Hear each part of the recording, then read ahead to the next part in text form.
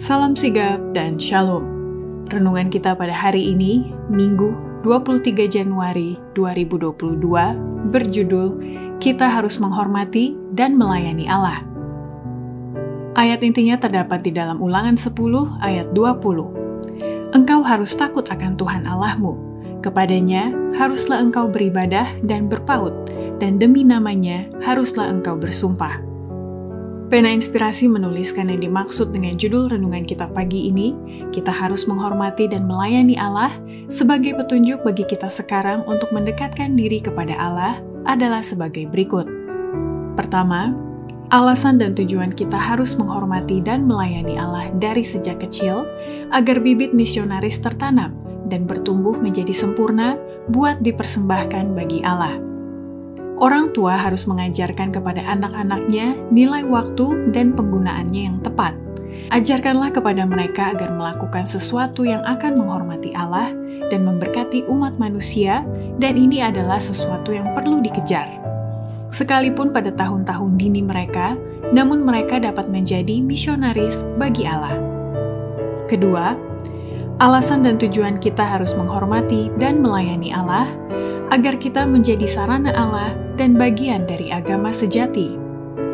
Kerajinan dalam melakukan kewajiban yang ditentukan Allah adalah bagian penting dari agama sejati. Manusia harus berusaha sebagai sarana Allah dengan mana ia melakukan kehendak-Nya.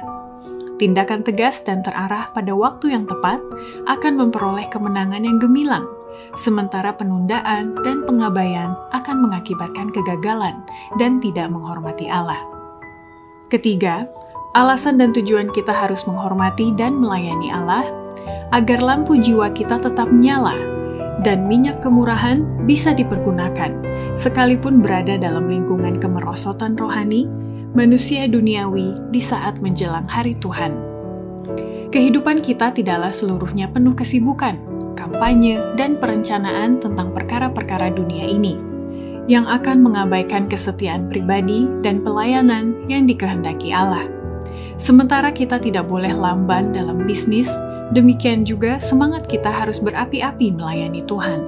Lampu jiwa harus dinyalakan, dan kita harus memiliki minyak kemurahan yang digunakan untuk menghindarkan kemerosotan rohani, agar hari Tuhan tidak menyusul kita seperti seorang pencuri.